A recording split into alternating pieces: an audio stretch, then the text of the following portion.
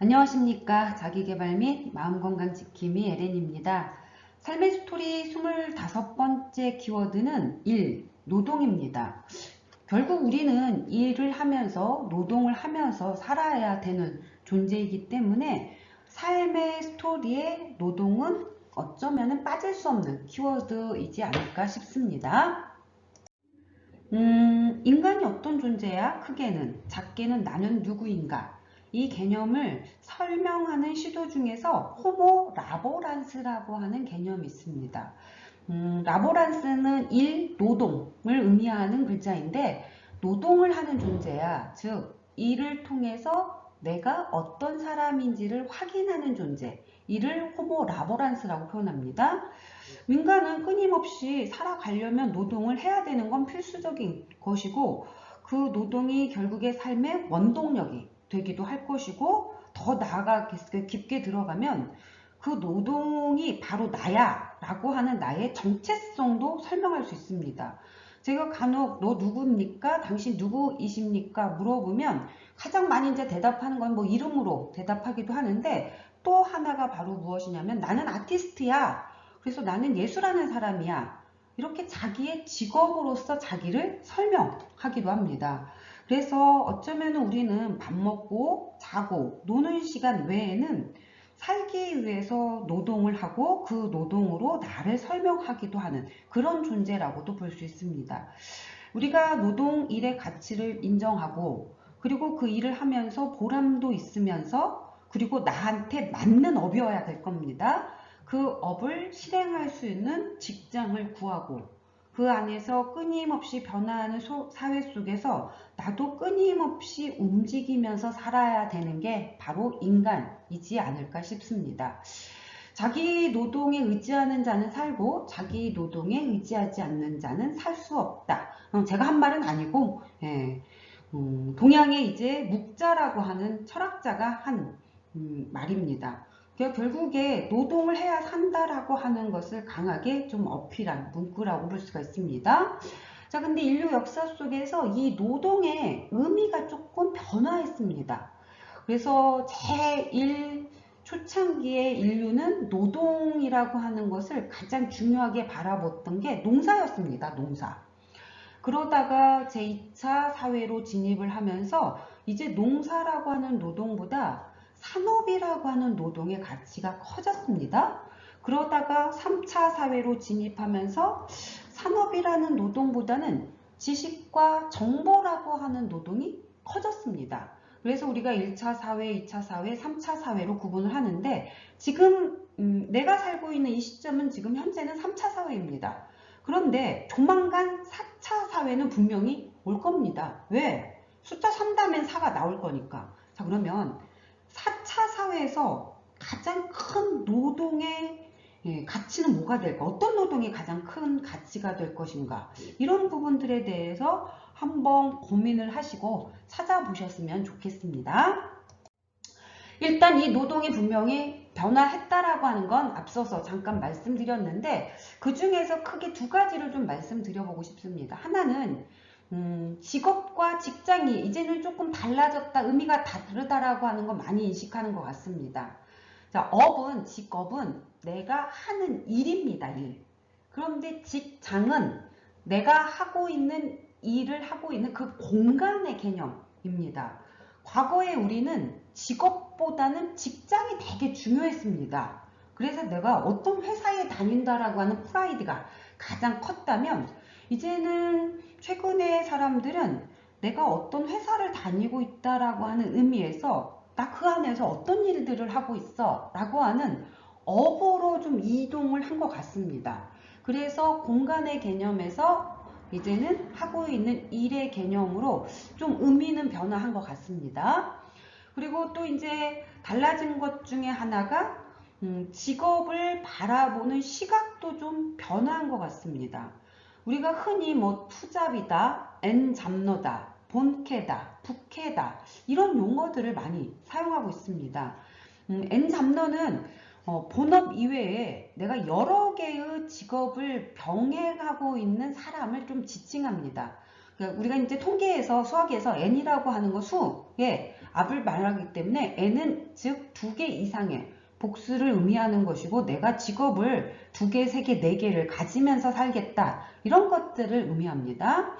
이게 가능해진 거는 앞서 말했던 우리가 이제 4차 사회로 발전을 해 나가고 있고 거기에 이제 52시간 근무제라고 하는 거, 또 코로나로 인해서 재택근무, 탄력근무제들 이런 것들이 등장을 했고 여기에 덧붙여서 4차 산업사회의 기반이 되고 있는 이제 인터넷 사이버라고 하는 그 공간에도 엄청나게 다양한 플랫폼들이 이제 증가를 하고 있습니다.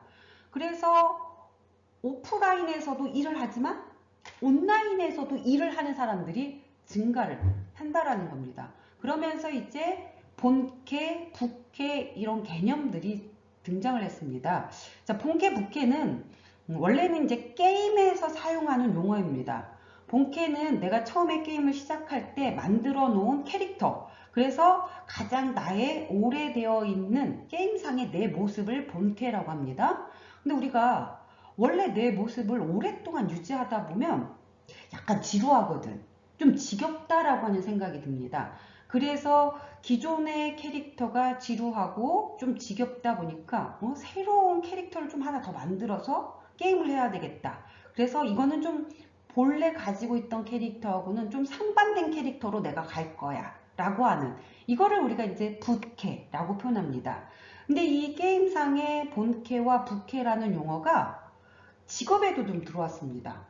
그래서 직업에서 본캐는 원래 내가 가지고 있는, 지금 내가 직장에서 하고 있는 일을 본캐라고 한다면, 부캐는 하루 종일 한정된 공간에서 한정된 자세로 일하는 모습은 좀 지루하거든. 그래서 여기에 삶에 좀 활력을 찾기 위해서 취미 생활을 시작했는데 그 취미가 수입원으로 연결이 되기도 합니다. 대체적으로 돈까지 연결되다 보니까 돈을 버니까 이것 또한 직업이 되는 거, 이런 것들을 이제 우리가 직업의 영역에서 부캐라고 표현합니다. 그리고 어떤 개인은 오히려 본캐보다 부캐를 통해서 좀 더 많은 부가가치를 창출하는 사람들도 발생하기 시작했고, 그럼 내가 본업을 좀 스톱하고 부업에 여기 조금 더 몰입해야 되는가 맞는가, 이런 고민들도 많이 합니다. 근데 저는 아무리 부캐가 돈을 많이 이윤을 창출한다 하더라도 본캐가 있어야 부캐가 의미가 있다라고 생각합니다. 이 부분에 대해서는 나중에 직업의 영역에서 좀 더 자세하게 살펴보도록 할 것이고, 그래서 저는 본캐와 부캐는 균형 잡게 조율을 하는 작업이 필요하지 않을까, 이렇게 좀 말씀을 드리고 싶습니다. 근데 최근에 우리의 사회에서 주식이나 부동산이나 아니면 가상화폐라든지 이런 것들이 핫한 키워드로 작용을 했습니다. 그러면 이제 월급을 받거나 장사를 하면서 혹은 사업을 해서 급여라든지 물건을 판 돈으로는 더 이상 먹고 살기가 힘들다라고 하는 사고들이 이제 생성이 되었고, 그러면은 주식과 부동산 아니면 가상화폐를 토대로 해서 내가 조금 더 나은 삶을 사는 게 더 맞지 않나? 라고 하는 부분입니다. 누가 주식으로 얼마 벌었대, 청약으로 누가 당첨이 됐대, 주식이 떡상했대, 이런 소리들이 이제 최근에 우리 사회에서 많은 핫한 이슈가 되다 보니까 야, 노동을 하지 않아도 성공할 수 있다라고 하는 회로들이 시작되기 시작합니다. 노동을 하지 않아도 성공할 수 있다면 일이나 노동이 더 이상 삶의 필요 충분 조건이 아니라고 하는 걸 말할 것이고, 그러면 먹고 살기 위해서 일은 노동을 최소치만 하고 나머지 것들을 더 다른 것들을 추구해야 되는 게 아니야? 이런 인식들이 일어나기 시작했습니다. 그래서 일과 노동이 점점점 가치와 의미가 퇴색하고 있는 것 같아. 좀 저하되고 있는 것 같아. 자, 저는 이런 시점에서 여러분들에게 일과 노동을 더 가치 있게 인식하면 생존할 수 있다라고 하는 걸 좀 말씀드리고 싶습니다. 이제 일과 노동의 가치가 점점점 저하되다 보니까 실질적으로 이제 일을 잘하는 사람이 부족한 시대가 됐습니다. 그러니까 이게 가치가 있으면 잘하려고 노력도 하는데 일이나 노동의 가치들이 저하되니까 일을 잘하는 사람들이 그만큼 줄어들고 있고 사라지고 있고, 그럴 때 내가 일을 잘하는 사람이 되면 오히려 더 대박이 날 수도 있습니다. 왜냐하면 우리가 이제 흔히 직장에서 하는 말 중에 일 못 넣어, 일 잘 넣으라고 하는 용어들이 있습니다. 그러면 일을 못하는 사람들은 어떤 특징을 가지고 있나? 시켜야만 일을 한다, 상황 판단이 느리다, 업무의 우선순위를 모른다, 주먹구구식으로 일한다, 핑계를 대거나 책임 전가를 자주 한다, 근무 태도가 불성실하다, 부정적인 마인드로 일한다. 이런 특징들을 가지고 있다면 일을 잘하는 사람들의 특징은 상황 파악이 빠르고 업무 센스가 뛰어나고 주도적으로 일을 하고 책임감 있고 효과적으로 커뮤니케이션하고 성실하고 실수를 빠르게 인정하고 긍정적인 마인드로 일한다. 자, 일을 못하는 사람의 특징과 일을 잘하는 사람의 특징을 비교해 보시기 바랍니다. 기능이나 기술적인 요소들이 아닙니다. 일을 하는 태도의 문제인 거야. 그러면 내가 일을 하는 태도를 잘 갖추면 일을 잘하는 사람의 시대가 될 수밖에 없습니다. 우리가 기능과 기술은 내가 아무리 노력해도 한계점은 가질 수 있습니다. 그런데 태도는 내가 충분히 노력하면 모두 커버가 가능한 것들이라고 하는 거. 그래서 여러분들이 일 잘하는 태도를 갖추면 결국에 여러분들이 빛나는 시대가 될 수 있다라고 하는 걸로 말씀을 좀 드리고 싶습니다.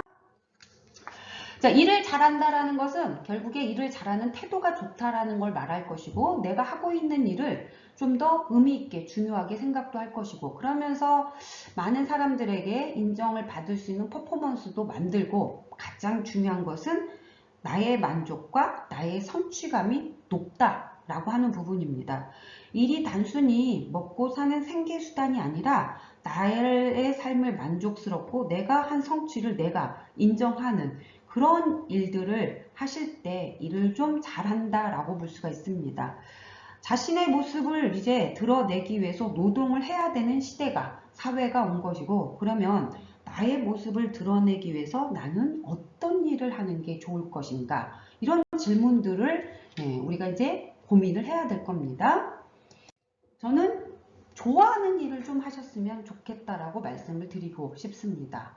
좋아하는 일은 직장 공간의 개념보다는 내가 하는 일을 추구하는 것, 이런 특성들이 있을 것이고, 그리고 나의 욕구를 충족하고 실현시키면서 나의 삶에 복지도 조금은 충족이 되어야 될 겁니다. 그래서 우리가 이제 워라밸이라고 하는 부분들을 표현하고 있고, 이런 일들은 일하고 취미와 적성이 그렇게 명확하게 구분이 되지 않을 겁니다.